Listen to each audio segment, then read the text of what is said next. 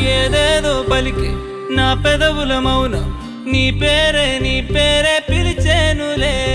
నీ పిచ్చితోనే అల్లాడే ప్రాణం నిన్నేలే